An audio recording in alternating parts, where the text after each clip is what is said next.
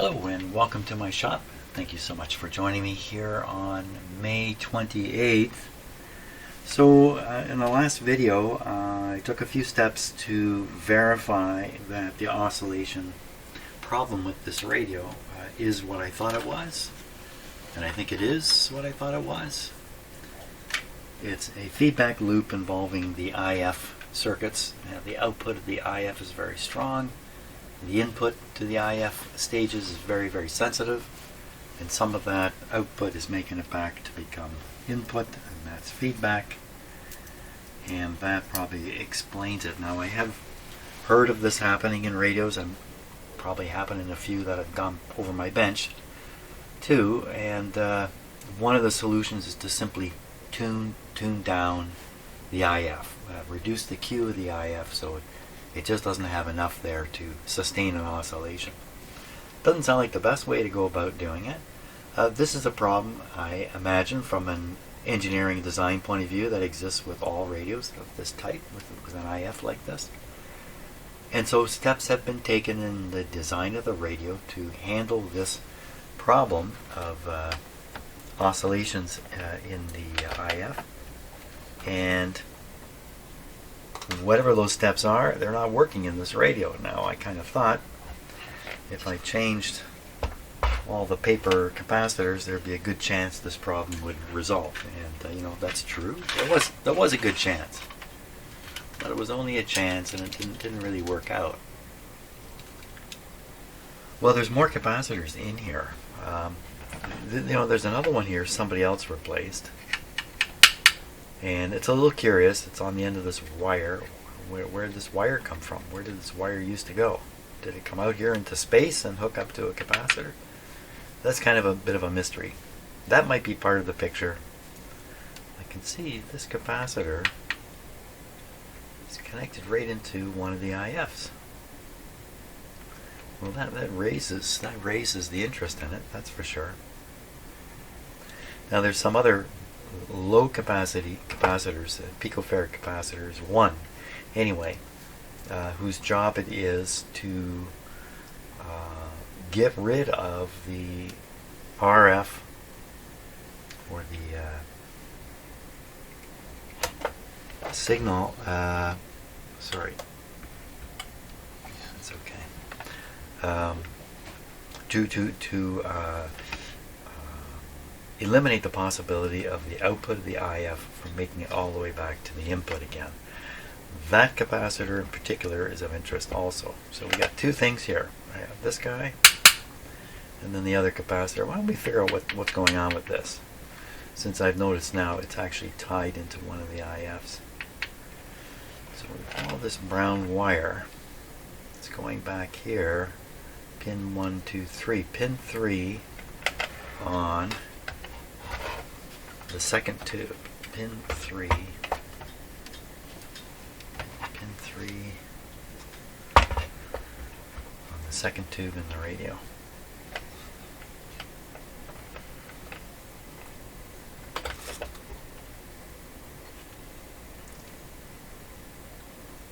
Yeah, pin 3, second tube. Okay. Fascinated by small stuff. Let's take a look at the schematic here and see what we can find on pin 3. Okay, pin 3 of the second tube is right here. It's the suppressor grid, and look, it's tied directly to the cathode. They together are tied to the B- line.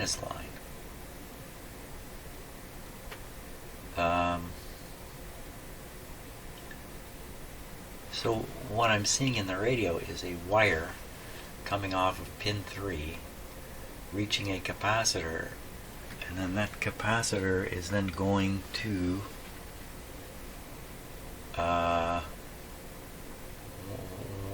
one of these terminals.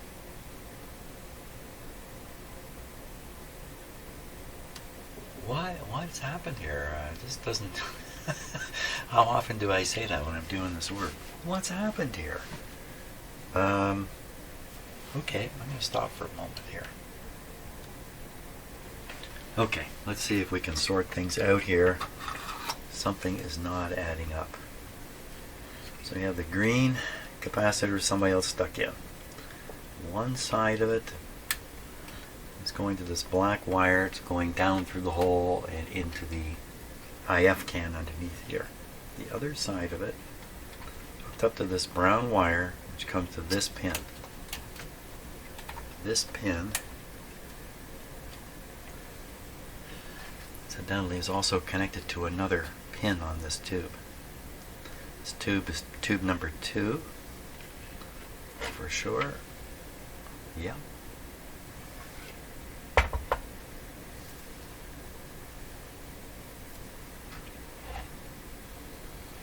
hesitating there. Well, I think is it really number 2? Yeah. Okay. And it's on. There's the key. 1, 2, 3. It's on pin number 3. Pin number 3 is connected to pin number 5. 3 and 5 connected together. Okay. Now you've been looking at the schematic. I can't look at it till now. So there we are. 3 and 5 connected together, just as appears. Here, I'll use my pointer right here. 3 and 5 connected together. Now, so this point is actually B minus. Okay, so there's a capacitor connected. Hey, look at this. This capacitor connected here, here, and up into here. It's connected in many different directions. And what I see is the oh yeah, there's 2 resistors. Okay, so if this is the black wire right up here, and then I see 2 resistors. So there could be one of them.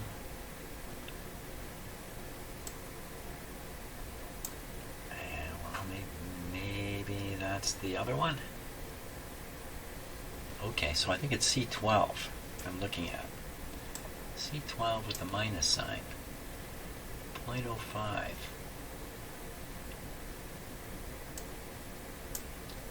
0.05. I really wonder what this is. Okay.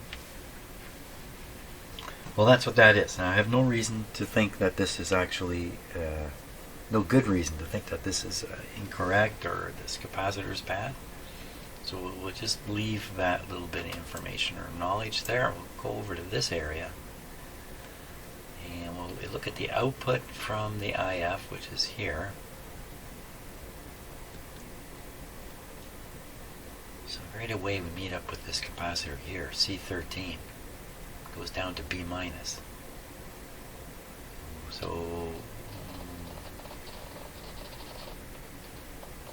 what am I hearing? What did I just hear? Now you may not have heard that. Scratchy sound? What? It sounded like something on fire in my shop. Well, okay. I have no idea what I just heard. But I heard it came from the other side of my shop. I'm a little panicky here. I'm like a cat. Unidentified sound. That was weird. I don't know what that was. Don't like that. Okay. Okay, there's a bit of a distraction. Now, I am doing these live, remember? So stuff happens. Okay, back to what we're doing. So looking at this capacitor, C13, how big is that one? 250 picofarad. So it's a fairly large picofarad capacitor. So if this guy's not working well, then this point will have more RF on it than intended. This is supposed to basically, from a signal or RF point of view, bring this B minus line right to here. That would zero it out basically. Relative to this line after that, you can't have a signal difference. But if this is off, then you would develop an RF voltage here, which could then be relayed right back to the grid back here. Maybe on a slightly different route from what I showed you, but So C13. Okay, C13 is the one we gotta find. It should be pretty easy. Look at the color. They've drawn the colors of the wires here. Black. Well, black. So it's out of the second can. The black wire coming out of the second can must connect to C13. Well, you know what? They could do different things in here. Top of the volume control. They're showing a switch here if you have the phono version, but we don't have the phono version. So this is just up here and connected. Top of the volume control. Okay, that's two ways to get at it. Black wire and top of the volume control. I must be able to identify this. Okay. Oh, that's right. I don't have to flip cameras. It's right here. Hey, it's right here. So here's the black wires. The second IF is going to be this one on the angle. This one.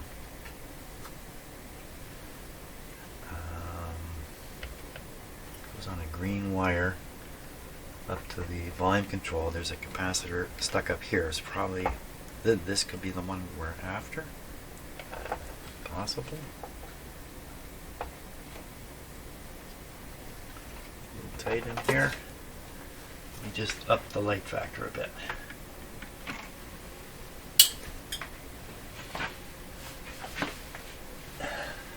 Okay.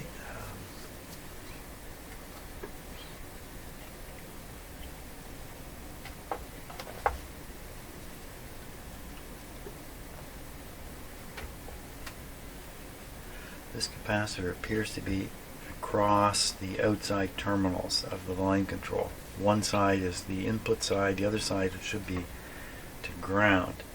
Now, can I see the grounding? So there's a twist of 3 wires coming through here from the volume control. So I think this is all 3 volume control terminals. I don't think there's anything like that, you know, I don't think they have it soldered to the chassis right here. They brought it all out on 3 wires. And brown is an interesting color. So this is the audio signal wire going to the grid tube here. Okay. And then this green one is going to the black one. That's interesting. This terminal is screwed to the chassis, but these ones are all free. So you have a resistor here, 22. This is 2.2 million ohms right here. Okay, look up. Yeah, the schematic's right on. I keep forgetting I have the schematic on the screen the whole time. The 2.2. The 2.2 is going to be probably this one, R3. R3. 2.2 mega ohms. Okay, so that makes sense. So we have R3 right here, black wire, and a lead to the volume control. Lead to the top of the volume control. So this is the input side. So the capacitor, this is definitely it. Where's the capacitor?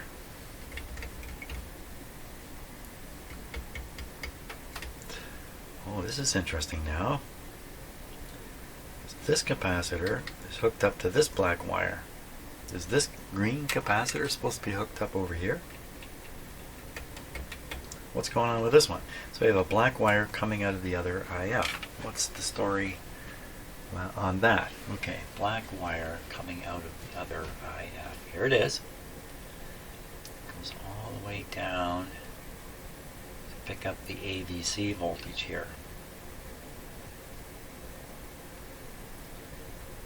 Meets up with that resistor here.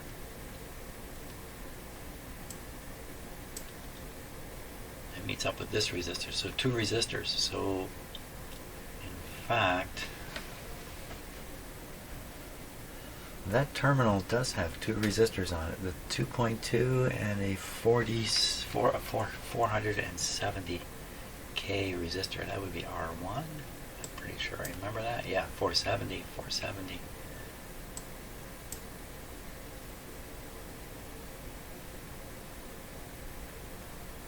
So C10 10. I've confused myself here. I've gotten confused. Back to square one here.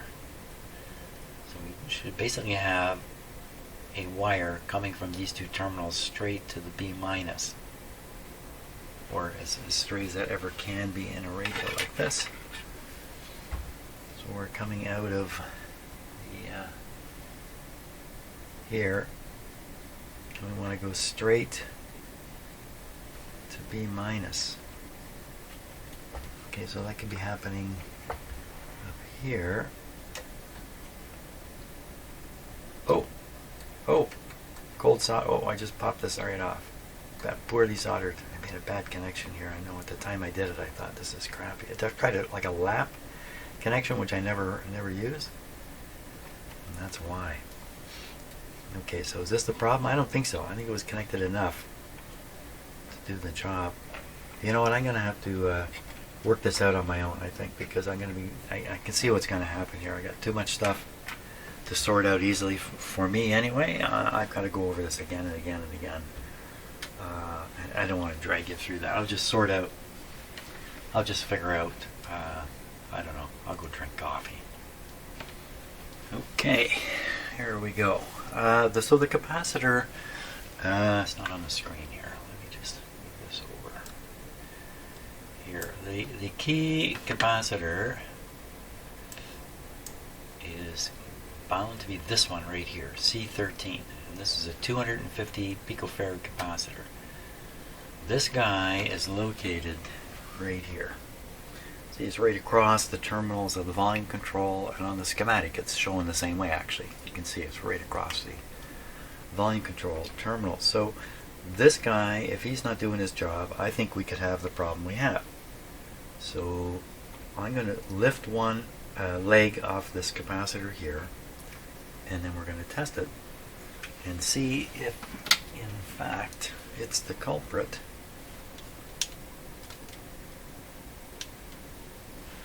I don't think I can test it in place there. Let's see if I can get it off. It might not be easy to get off also.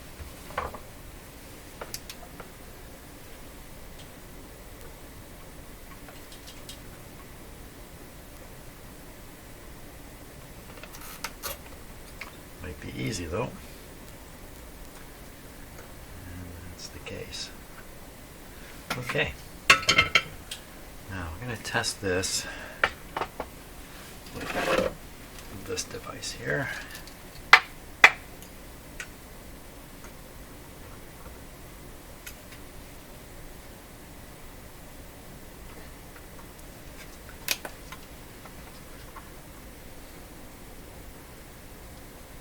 $285 picofarads. It's supposed to be 250.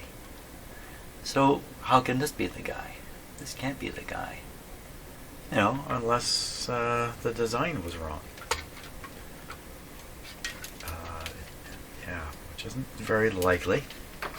Because goodness knows, after you design a radio like this, you mock it up in a nice shop, and you do all kinds of studies on it, and you find out all these little things that you thought were going to work one way but don't.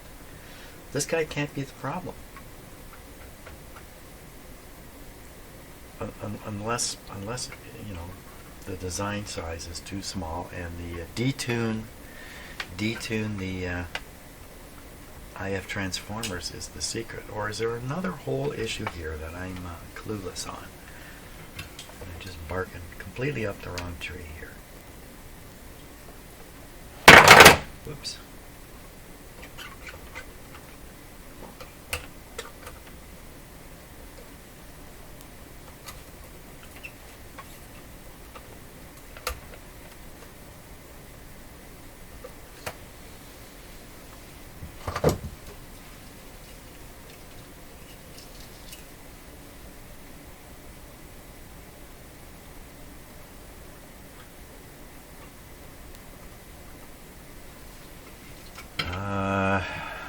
What would you try next?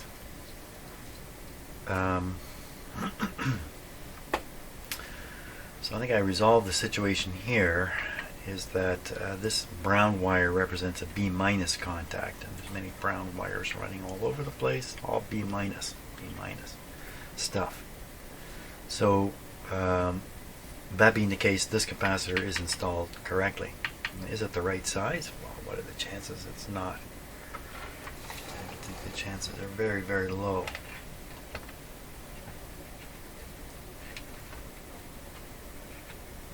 .015, and that one is this guy here, wasn't it? 10, C10, 0.01. So 0.015. Well, that's extra good. What about the layout of the parts? Now you can see this capacitor is laid out here with this long wire. It's a B minus wire. The output of the IF circuit or stages, the output stages, coming out of here. Is there anything that's just too close? I did some poking around to see if that would disturb the oscillation. Nothing seemed to disturb it.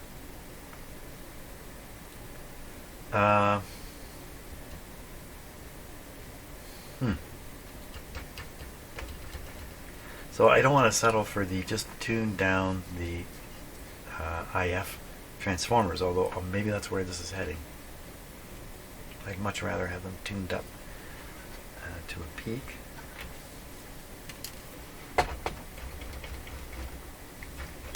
Let's study that schematic a little more here.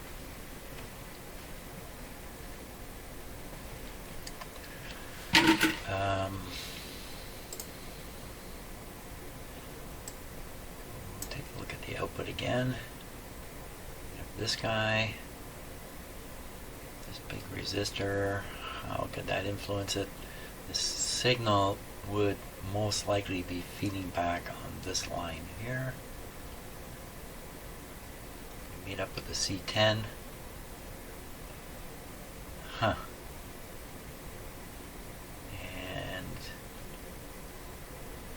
so what if I alter the C10 here? I can make it bigger. That would affect the AVC speed. If you make this bigger, I could parallel it and do some experiments. Well, that would be easy. Parallel it with an extra capacitance. See what happens to this signal, this spurious signal. Now, what if I make this thing really big, and the AVC voltage will vary very slowly.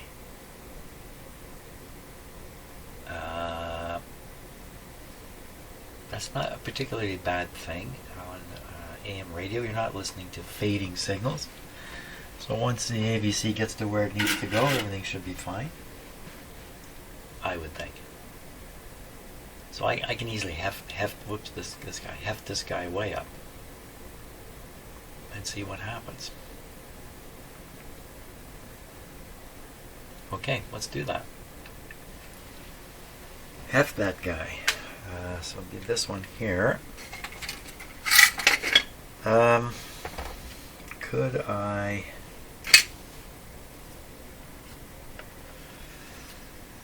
use a capacitance box on that? These long wires coming out. Let's turn the radio on and get it doing its thing. Here we go. Okay, radio's on.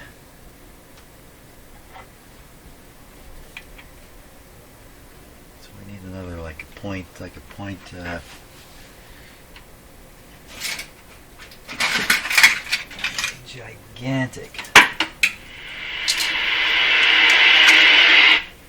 Gigantic .02, just because it's easy to hold on to. Okay, I can't make it oscillate like this though, can I?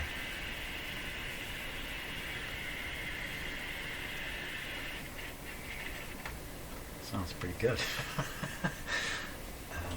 Turn it over with it operating. I don't like to do this. There we go.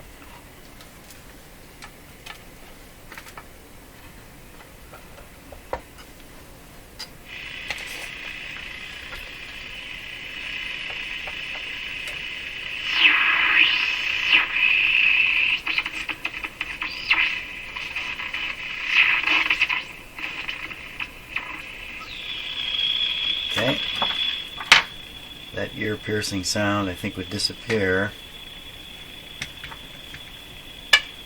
if things go the way I think they might. Okay, what are you holding on to now?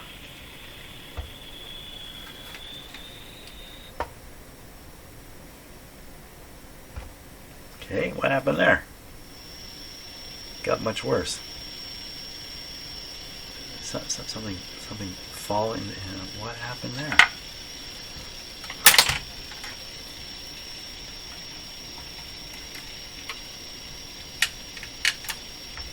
Nothing is sensitive.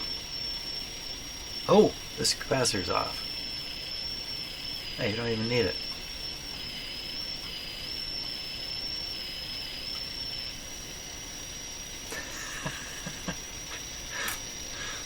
Okay, I guess we better put the capacitor back on.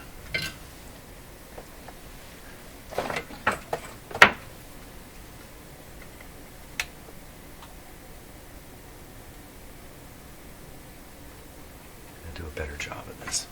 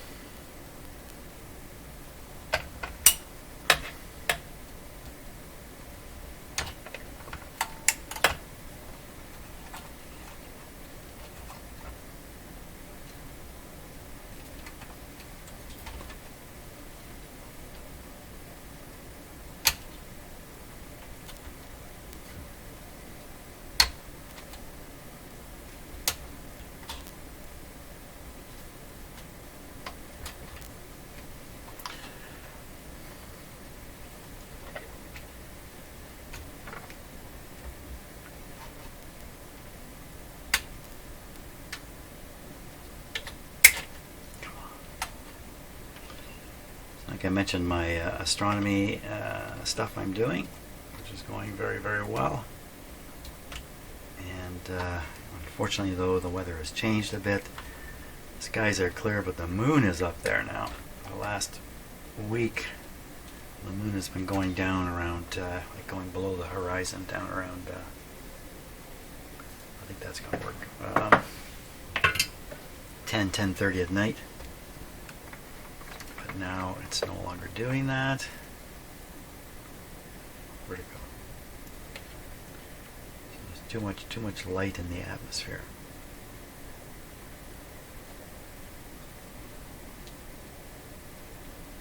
But I think I mentioned I've had more fun with this telescope in just a few sessions than in all the years and all the struggles I've done with standard telescopes. Okay, got that guy soldered on. He's not coming off. Okay, back on. Power. So the plan here was to parallel this capacitor.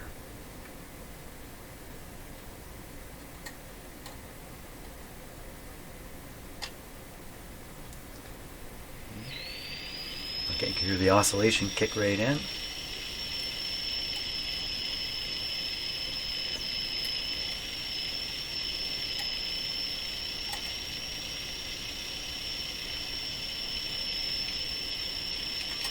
Didn't do a thing.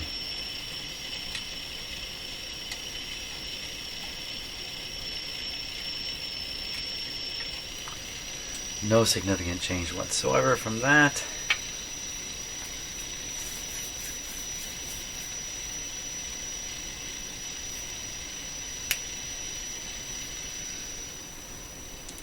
Yeah. What to try now?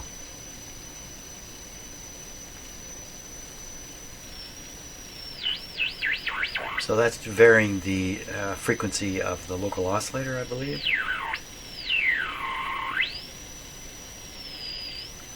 That's just causing the pitch to change in the sound we're listening to.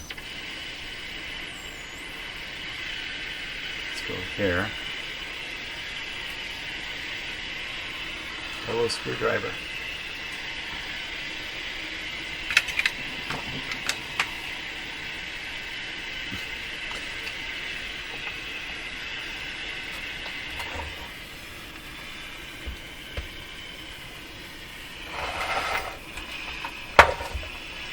Maybe chasing something that you can't undo. Where'd the oscillation go?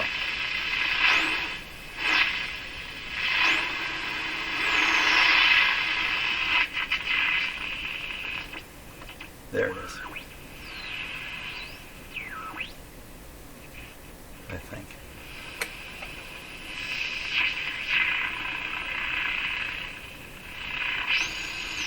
Right there. Right there.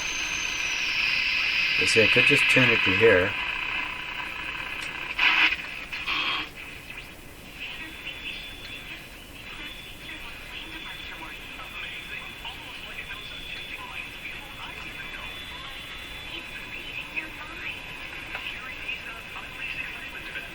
I'll tune it down away from the oscillation.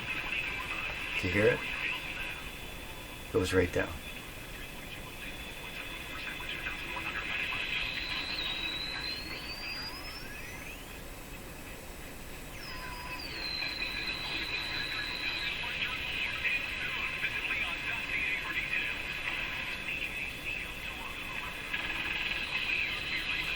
It's actually in the gray zone. It's in the regenerative.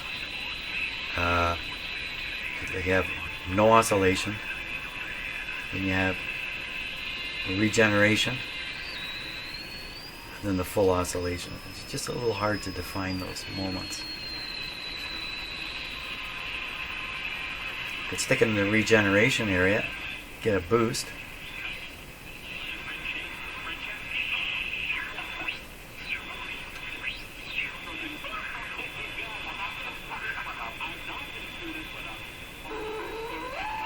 A little too far.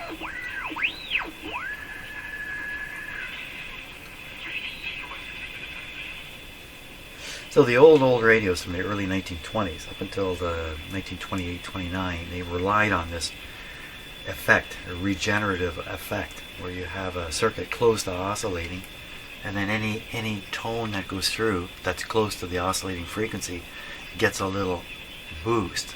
And the term for that is regeneration.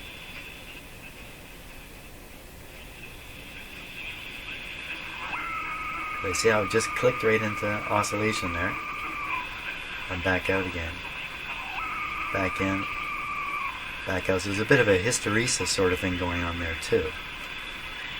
That's as close as I could dare to tune it.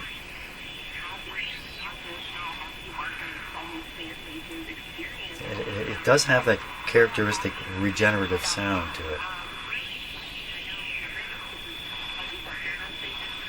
To me, what it sounds like, it's a difference between, you hear me talking the way I'm talking, and then if I cup my hands around my mouth and go like this, that's kind of what's happening here.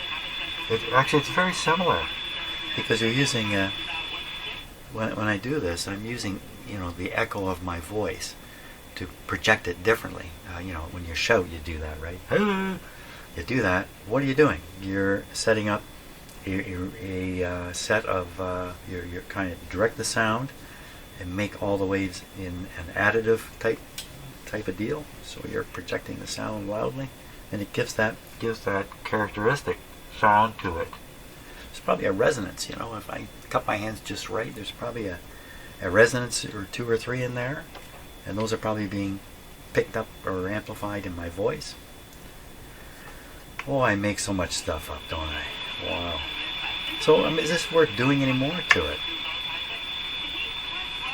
And why wouldn't I just tune this back a little bit?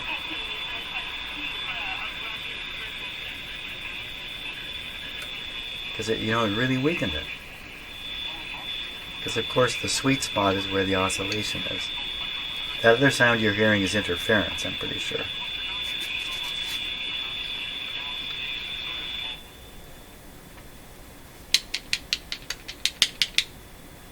Is there some kind of chance that there's a misalignment in here that's encouraging this oscillation, and if I were to correct that very precisely, we would lose the oscillation? I have trouble seeing that, how that could be. I'm always picking on this one here, but any one of them, once this is oscillating, any one of these should knock it out.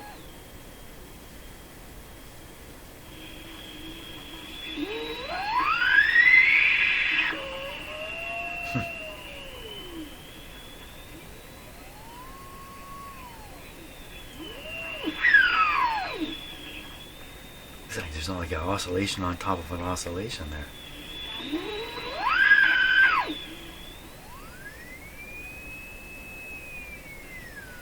It's just, it might me. This thing's just whistling away at every opportunity. Now I've really messed up the alignment. Can you align your way out of this?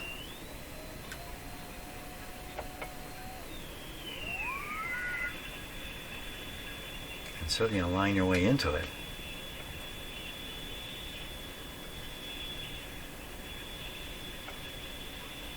Like for instance, if you were to, maybe it's too broad.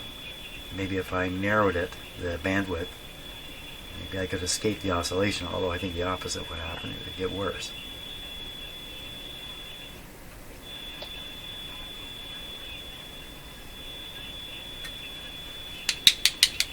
Okay, that's it for today. Yeah, that's it for today. I'm calling it quits in here.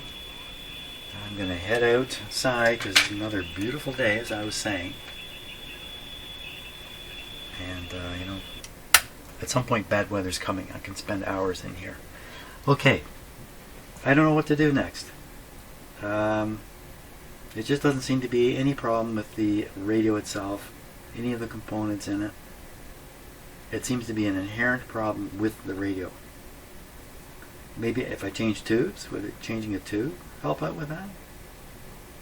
Jeez, I don't know. Interesting questions. But all for tomorrow. So thanks a lot for watching. And we'll see you.